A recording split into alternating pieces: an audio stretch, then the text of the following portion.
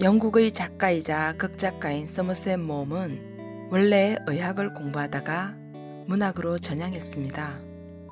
유명한 인간의 굴레와 달과 육펜스 등의 작품이 잘 알려져 있습니다. 특히 해학과 기시 넘치는 풍자로 대중적인 인기를 크게 누렸는데요. 단편소설 점심은 20년 전의 어떤 점심에 대한 작가의 기억을 통하여 소소한 폭소에 통쾌해하는 한 남자의 모습을 보여주고 있습니다. 유머와 위트로 대반전의 결말을 이루는 작품, 점심에 여러분을 초대합니다. 처음 만났다 헤어지고 나서 꽤 오래되었죠? 참으로 세월도 빠르지. 서로 나이와 함께 젊어지지는 않는군요. 처음 배웠을 때 기억하세요? 점심을 대접받았었죠. 기억하느냐고?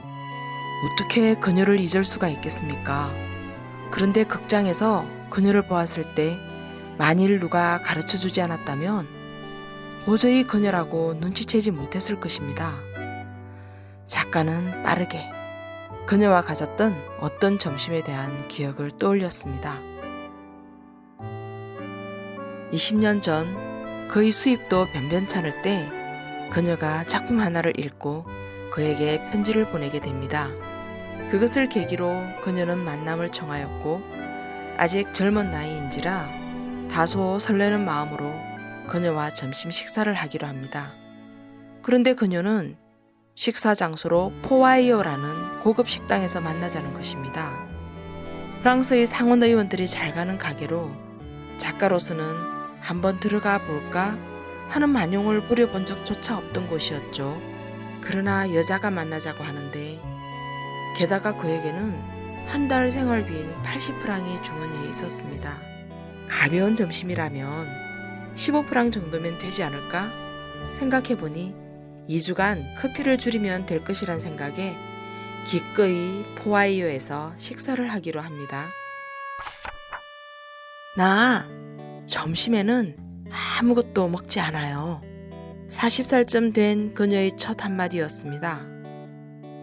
첫눈에 정열이 불타오를 만한 나이는 아니지만 그래도 그녀의 말에 그는 허세를 좀 부려서 음식을 권하였습니다. 그녀는 요즘 사람들이 너무 많이 먹는다며 자신은 딱 한 가지밖에는 먹지 않는다고 하였습니다. 그것은 연어였습니다. 사실 아직 연어철이 일렀고 메뉴에도 없었지만 웨이터는 방금 좋은 연어가 들어왔다고 일러주었습니다. 그는 손님을 위해서 그것을 주문했습니다. 그러자 웨이터가 연어가 준비되는 동안 간단한 것이라도 드시는 게 어떻겠냐는 눈치를 보냈습니다. 그러자 그녀가 말했습니다. 나는 딱 한 가지밖에 먹지 않기로 했어요. 하지만 캐비어가 조금 있다면 별도지만요. 캐비어라면 문제 없어요.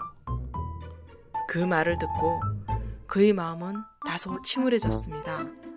캐비어는 너무 비싸 엄두도 낼 수 없다는 것을 알고 있었기 때문입니다.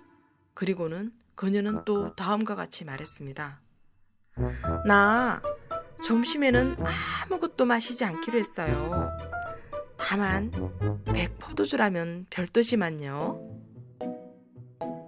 그렇게 아무것도 먹지 않겠다거나 딱 한 가지만 먹겠다던 그녀의 점심 식사는 연어에서 캐비어로 그리고 프랑스 100포도주에 커다란 아스파라거스 그리고 아이스크림과 커피로 이어졌습니다. 그녀가 먹지 않는다면서 계속 주문을 하는 동안 그는 창백한 얼굴로 메뉴에서 가장 싼 양갈비 한 가지만을 골랐을 뿐입니다. 그가 주문하는 것을 보고 그녀가 말했습니다. 살코기를 드시다니 좋은 일이 못 돼요. 라며 갈비 같은 위에 부담을 주는 것은 찬성할 수 없다고까지 하였습니다. 그리고 한숨 쉬듯 내뱉었습니다. 정말로 당신은 점심때마다 무거운 식사를 하시는가 보군요. 그건 잘못이에요. 어째서 나처럼 한 가지만 아주 조금 먹도록 하시지 않으세요? 실제로 그녀가 그 많은 것을 먹어치우는 동안 자신은 한 가지만을 먹는다고 주장했으나 정작 그녀의 화려한 식단 앞에서 그는 단지 양갈비 하나만을 먹은 셈입니다. 그는 한 달 생활비가 이제 몇 푼이나 남을까 하는 것이 아니라 이곳의 계산이 모자라지는 않을까 하는 공포심에 떨고 있었습니다. 10프랑이 모자라서 손님에게 빌린다면 그 이상의 치욕이 없겠지요. 안 되면 시계라도 맡겨야 할지 복잡한 심경일 때 웨이트가 눈치 없이 복숭아를 들고 나타났습니다. 그녀는 마지막으로 비싼 복숭아를 한 개 집어들고 말했습니다. 거 봐요. 그처럼 살코기를 많이 드시니까 다른 건 한 입도 더 들지를 못하잖아요. 나처럼 아주 가볍게 하면 이처럼 복숭아를 맛있게 감식할 수 있어요. 그는 자기의 앞에 있던 조그만 접시의 양갈비를 바라보았습니다. 그녀가 헤어지면서 조언했습니다. 나를 본받아서 점심에는 오직 한 가지만 드셔야 해요. 아니 나는 좀 더 모범적이고 싶어요. 오늘 밤에는 한 입도 먹지 않겠어요. 어머, 유머도 대단하셔. 그녀가 택시에 오르면서 쾌활하게 소리쳤습니다. 정말 유머도 대단한 여성이죠. 하지만 20년 전의 점심 식사를 절대로 잊을 수 없었던 그에게도 드디어 복수할 시간이 왔습니다. 안 먹는다고 하면서 그토록 먹어대더니 20년이 지난 후 그녀의 몸무게는 무려 131kg하고도 250g이나 되었습니다.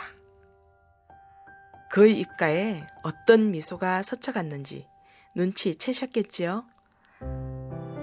작가의 소심한 복수에 독자들도 은근한 통쾌함을 느끼게 됩니다.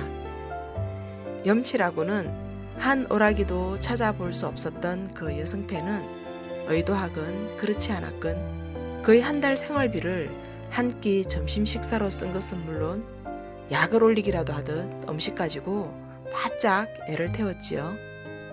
상대의 입장과 처지를 전혀 고려하지 않은 무신경이 때로는 다른 사람에게 얼마나 큰 상처를 주는지 우리도 일상에서 경험하게 됩니다.